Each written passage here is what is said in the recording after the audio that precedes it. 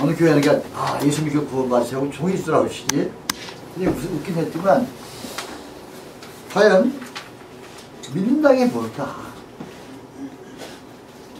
저는 그런 생각을 많이 해요. 그래서 지하철 내에서 나오다 보면 특히 순복음교회 분들이 이렇게 욕이 많이 나거든요. 근데 저렇게 하는 것이 과연 믿는 것이 어서 오세요. 반갑습니다. 반갑습니다. 공식적으로 환영하고. 그래서 저는 그래서 과연 그런데 그분들 얼굴 보면 저분이 진짜 구원받은 분일까? 얼굴 표정을 보면 제가 보기 제가 개인적으로 느낀 거야 굉장히 욕심이 더덕덕거려요 얼굴에. 네? 종이 작전에서 그래서 조그만 말을 거절하면 시비 분리하고 굉장히 저를 화내고 저게 과연 구원받은 모습일까? 더 나아가서 우리가 보통 교회에서 그러잖아요. 인간은 살아온다. 하나님의 형상을 지금 봤다. 그렇게 배웠죠. 저도 그렇게 배웠습니다. 근데 과연 내가 이 모습이 하나님의 형상인가? 아니면 죄인의 모습일까? 자, 우리가 한번 이거 일방적으로 얘기하기보다 제가 같이 제가 오랜만에 설교하기엔 좀 여쭤보겠습니다. 나는 하나님의 형상이다 하고 자신 있게 손들어 보세요.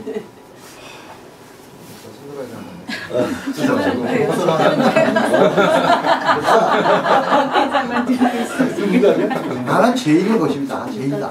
이래서 손들어 보세요. 이건 맞아요. 맞습니까? 오늘 우리가 함께 읽은 성서 말씀은 여러분이 알지만 그 사도 바울이 쓴 기록들입니다. 사도 바울이 우리 사도 바울은 유명한 분 아닙니까?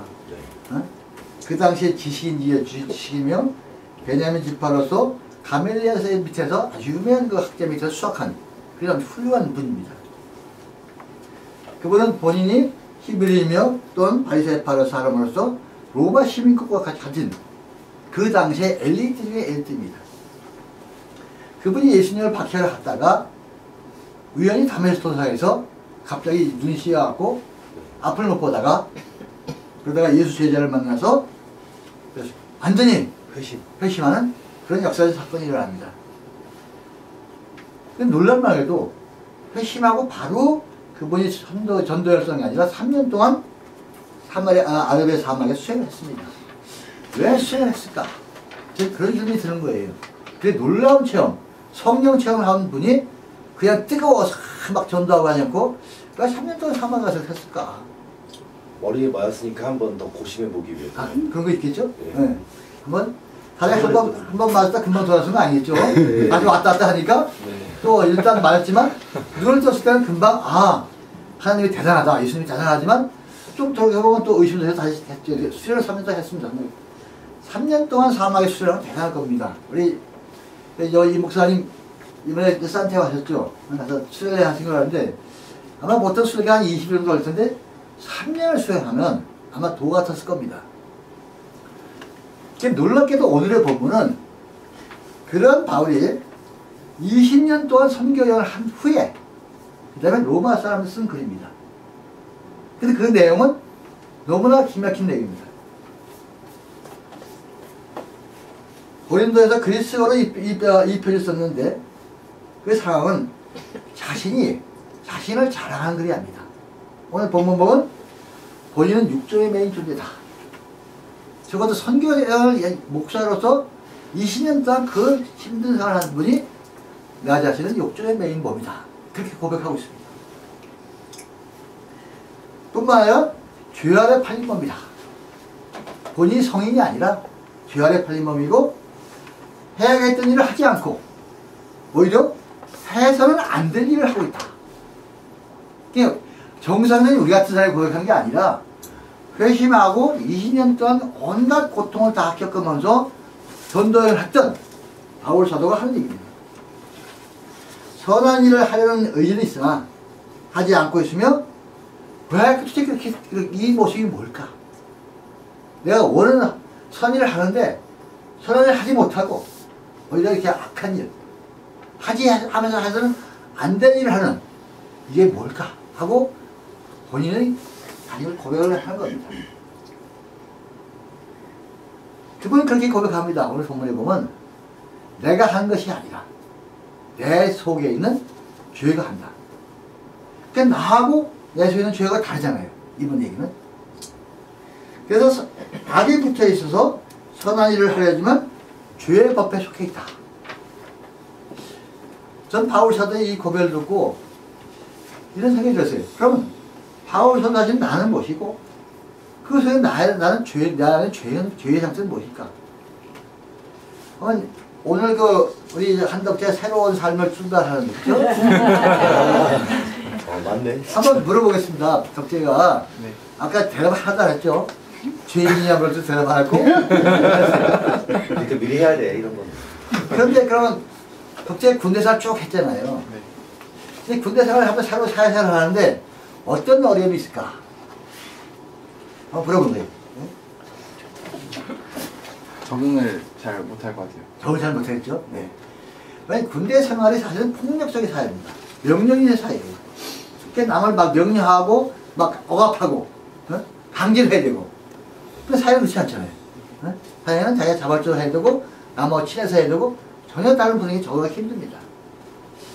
아마 바울서도 그런 고백일 거예요. 자기가 오랫동안 자기 자신의 쌓인 죄 때문에 그런 악한 모습 때문에 자기 본래의 모습을 찾기가 어렵다.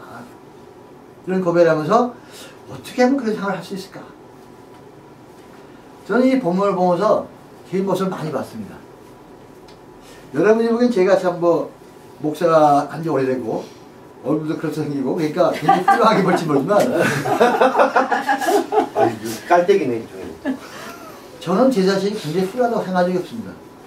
그런 게 굉장히 많아요. 근데 고백을 못하지만 심지어 최근에 어떤 일이 사태라는 거니 저희 집사람이 한국의 목사가 그래요. 당신 참 이상해졌대요. 한 10년 전부터 얼굴에 분노가 막 생겼대요. 분노. 그래갖고 제가 이제 분노를 억제할 줄 알거든요. 억제하니까 이게 표정에 느껴진대요. 그리고 어떤 때 보면 분노가 극에 다르면 얼굴이 확 이렇게 해갖고 눈 하나 봐도 공포가 생겨갖고 두려움 정도의 공포가 생겨갖고 그 다음에 말을 못하겠대요. 글쎄 농담은 아닐까요 부인이. 다른 분들 들어보니까 제가 그런 게 있는 것 같아요. 그러니까 참다가 전에 이렇게 굉장히 참다가 못 참겠어 자기를 피해요. 숨기기 위해서 피해서 분노를 폭발을 그냥 안 하지만 얼굴 표정을 숨길 수가 없는 것 같아요. 그럼 내가 왜 이렇게 분노가 생길까? 또는 나이가 많이 들어갔고 이제는 도인이 경기에 이를 나이 됐는데 내년 70이면 근데 왜 이렇게 분노가 생길까? 저한테 묻는 거예요. 또 하나 제가 그랬어요. 이 나이 되면 베풀어야 되잖아요. 우리 김 지사님은 잘 베풀지만 전 베풀 줄 몰라요 사실.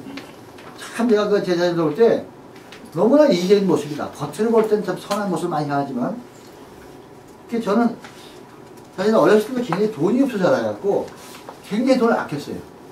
그 남한테 밥을 잘 사지 못해요. 그러니까 내 머릿속에 이 경우 밥을 사야겠다 하고 하지 않는 한 거의 대부분 의도 먹고시래요. 응? 왜 그렇습니까?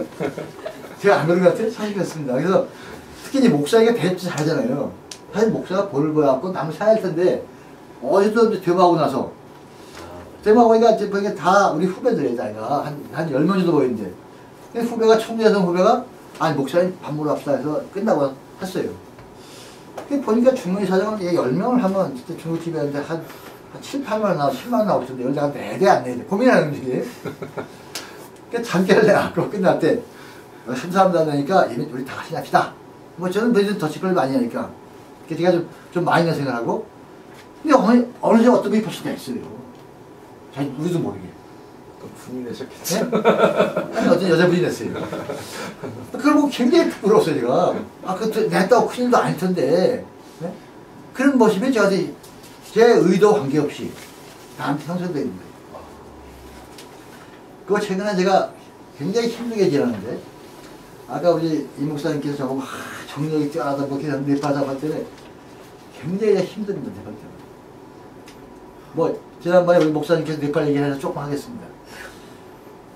저는 네팔에 대해서 좀 빚진 마음이 있어요. 그래서 네팔을 돕겠다. 이번에 지지난 후로 네팔에 커피 묘목을 심자 하고 커피 묘목도 하고 또 가난한 청소년을 위해서 사회적 기업을 만들자 갖고 사회적 기업도 추진하고 있고. 그래서 남들이 보기 굉장히 잘 되고 있어요. 사실 커피 묘목으로 해서 여기 다 협력했지만 500명 이상이 커피 묘목을 심었어요. 그게 굉장한 일이죠. 그래서 엄청난 돈이 생겼고, 그 다음에 그 사회적 기업에서도 함께 우리 재단에서 3천만원, 그 다음에 그 와하트에서 몇 개 했고, 상당히 많이 돈이 생겼습니다.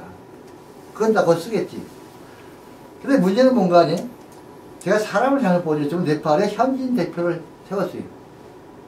나중에 경과를 보니까 그분은 본인이 한국서학처럼 한 달에 한 150만원 버티고 기대했고, 저는 처음부터 서류 이상 못해 네팔 현지에서 가장 좋은 대접인 50만원을 주자 이렇게 했습니다.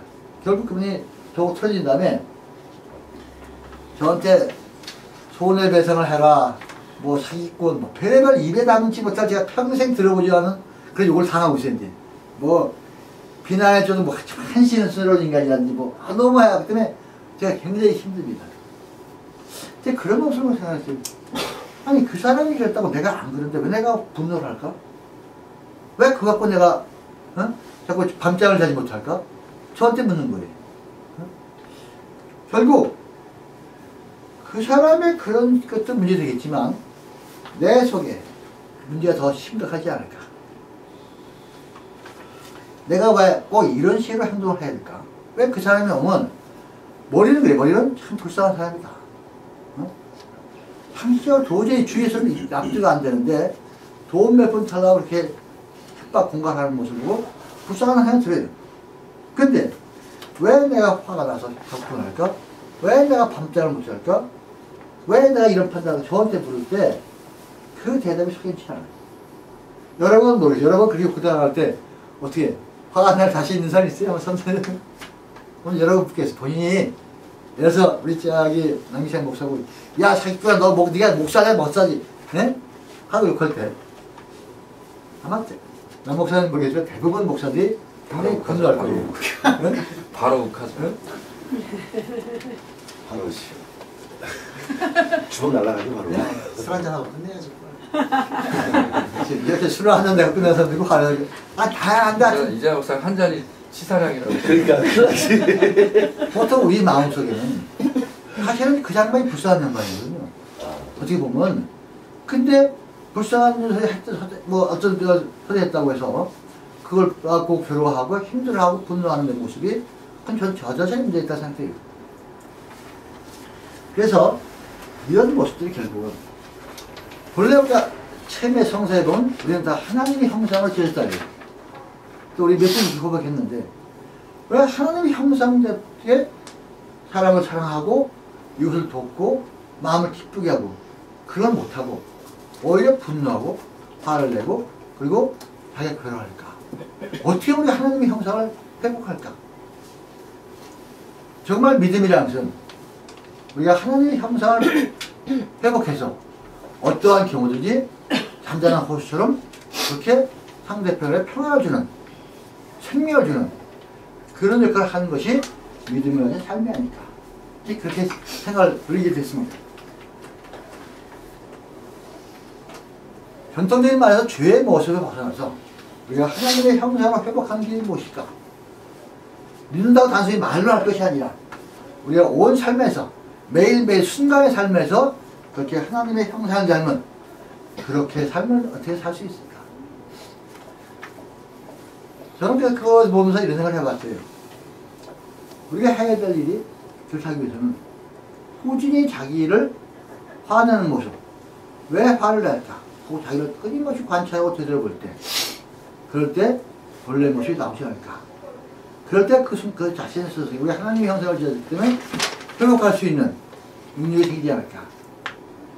끊임없이 자기 자신을 돌아볼 때도 사람마다 기준이 다 달라요. 그렇잖아요.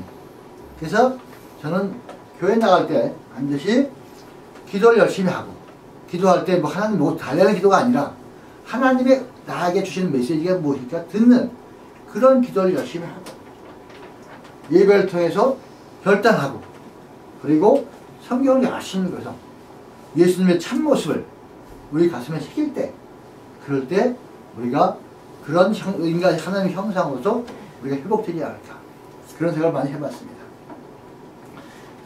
그랬을 때 우리는 예수님을 통해서 하나님을 알고 하나님을 체험하고 더 나아가서 그 체험이 바로 우리의 일상생활의 삶으로 변할도 믿습니다. 우리 처음교회가 평화를 사랑하는 사람들이 우리 표입니다. 평화를 위해 일하는 사람들.